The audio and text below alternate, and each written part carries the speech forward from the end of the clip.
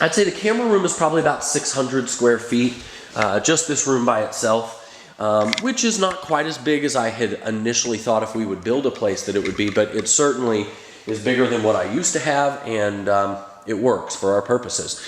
I really have 3 shooting spaces. I'm not setting up any sets per se right now. I'm really just shooting everything on backdrops, but we may eventually set up some sets, and we might even use this room in here to set up some sets. But in this camera room here, what we've got is I've got background stands on this side of the room over here, where we usually would put white vinyl or paper backgrounds over here. Across the other side, I have another set of background stands, and we typically put muslins over here. And then along this wall, I just bought this and I'm really loving it so far. It is the Studio Speed Rack from Silver Lake Photo Accessories. And it's pretty cool. Let me show you how it works.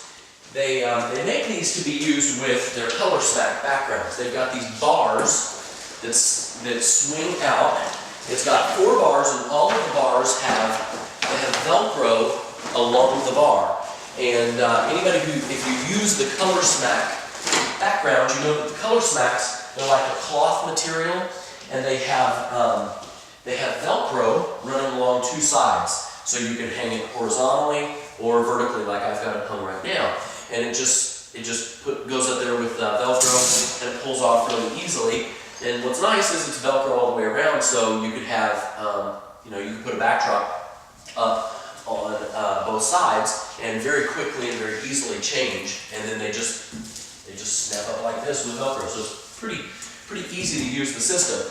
I will say I happen to own more Serendipity backgrounds than I do color smacks. Those are, the cloth ones over there are color smacks. These paper backgrounds here are Serendipity backgrounds, and I have a bunch of these, and so, but these don't come with Velcro on them, but it's really obviously very easy to make them work with this system. So we just take along here, and we put a little piece of Velcro here and on the other side, and anyway, that's how we attach our Serendipities to this system, and it works really quickly. I can have 8 backgrounds up at a time because there's 4 racks, and then I can have 2 on each side. So it's just a matter of swinging this out and exposing the next background, and I don't even really have to move my lights much. I can just swing my backgrounds around and shoot on different drops. So that's how we utilize that. Just FYI, you can buy this. You can buy Velcro in. This is a 25-yard roll of Velcro, and I think I just bought it at like Staples online or something. And you can buy just the hook or just the loop.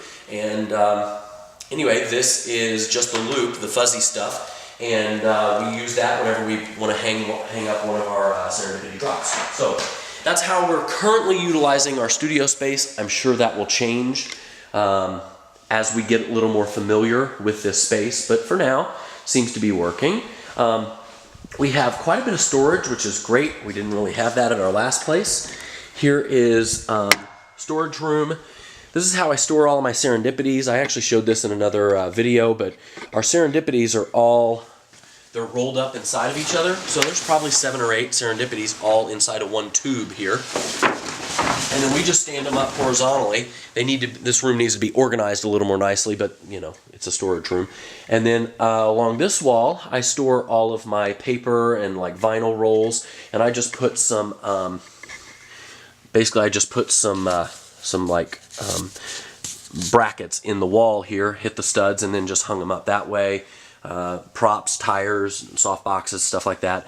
My muslins are currently just sitting on a shelf. I'm not real crazy about that method of storing them, so if somebody has some good ideas on how to store your muslins a little bit better, I'd love to hear it. But that's what we're doing for now. So anyway, storage area. These 2 doors right here are typically covered by whatever background is here, so usually clients don't even know there are doors here, but this room is basically, it's a mess right now, but this room is going to be production area. So this is where we will put orders together, frame our prints, store orders when we're waiting for people to come pick them up. There's, you know, some shelves back here that we'll store orders on. We've got some more shelves that are going to go over in this spot here. We'll probably have a table over here for framing and that kind of thing. And then I just store like lights and my, you know, battery chargers for rechargeable batteries. All that stuff goes in here, and it's just kind of a nice out of the way, out of sight space that I can utilize, but clients don't ever have to see. So anyway, what's next? Let me walk you through the hallway here. We do have another storage area, but we don't really use it much for the studio. There's more personal storage back in here. I'll show you this just because it's interesting. This is a cedar closet. Whoever built the house, I guess, had a bunch of fur coats, and this was a storage room for her fur coats. We're just using it for personal storage of whatever, but so it's not really studio storage. And then walking through the hallway here,